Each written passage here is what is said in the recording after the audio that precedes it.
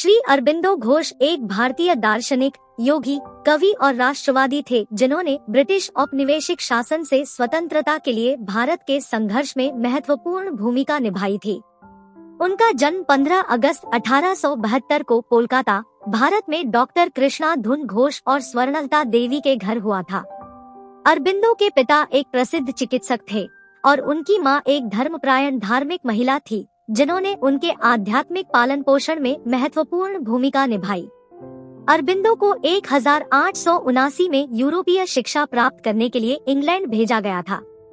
उन्होंने लंदन में Saint Paul school और कैम्ब्रिज के किंग्स कॉलेज में पढ़ाई की, जहां उन्होंने क्लासिक्स और दर्शन शास्त्र का अध्ययन किया।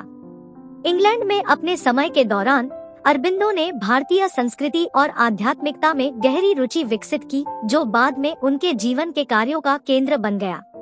1893 में अरबिंदो भारत लौट आए, जहां उन्होंने ब्रिटिश सरकार के लिए एक सिविल सेवक के रूप में काम किया। हालांकि वह जल्द ही भारतीय राष्ट्रवादी आंदोलन में शामिल हो गए, जिसका उद्देश्य भारत को ब्रिटिश औपनिवेशिक शासन से मुक्त करना था। 1906 में अरबिंदो बंगाल समूह नामक नवगठित क्रांतिकारी समूह के नेता बने, जिसने सशस्त्र संघर्ष के माध्यम से भारतीय स्वतंत्रता प्राप्त करने की मांग की। राष्ट्रवादी आंदोलन में अरबिंदो की भागीदारी के कारण 1908 में उनकी गिरफ्तारी और कारावास हुआ। जेल में रहने के दौरान अरबिंदो के पास एक गहरा आध्यात्मिक जागरण था, जिसके कारण उन्होंने अपनी क्रांतिकारी गतिविधियों को छोड़ दिया और आध्यात्मिक खोज पर ध्यान केंद्रित किया।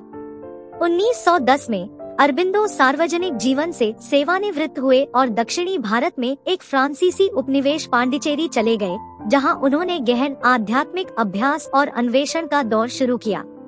अरबिंदो की आध्यात्मिक खोज ने उन्हें इंटीग्रल योग के अपने अद्वितीय दर्शन को विकसित करने के लिए प्रेरित किया, जिसका उद्देश्य शारीरिक, मानसिक और आध्यात्मिक सहित मानव अनुभव के सभी पहलुओं को एकीकृत करना था।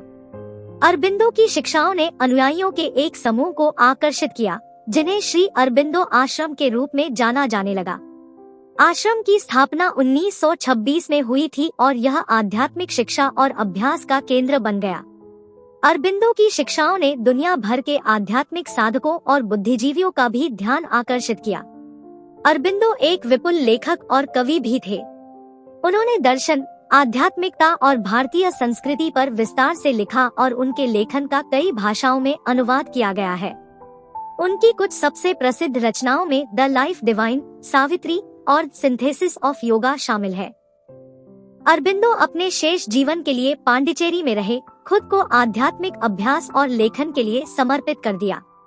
5 दिसंबर 1950 को उनका निधन हो गया, लेकिन उनकी शिक्षाएं और लेखन आज भी दुनिया भर के आध्यात्मिक साधकों और बुद्धिजीवियों को प्रेरित करते हैं। अरबिंदो की विरासत जटिल और बहुआयामी है। उन्हें भारत में एक राष्ट्रवादी नायक के साथ साथ एक आध्यात्मिक शिक्षक और दार्शनिक के रूप में मनाया जाता है। एकात्म योग के उनके दर्शन ने कई अन्य आध्यात्मिक शिक्षकों को प्रभावित किया है और समकालीन आध्यात्मिकता के विकास पर इसका गहरा प्रभाव पड़ा है। अंत में अरबिंदो घोष भारतीय इतिहास में एक उल्लेखनीय व्यक्ति थे, जिनका जीवन और शिक्षाएं दुनिया भर के लोगों को प्रेरित करती हैं। वे सच्चे बहुश्रुत थे, जिनका भारतीय संस्कृति और आध्यात्मिकता में योगदान अतुलनीय है। उनकी विरासत साधना की शक्ति और मानव परिवर्तन की क्षमता का प्रमाण है।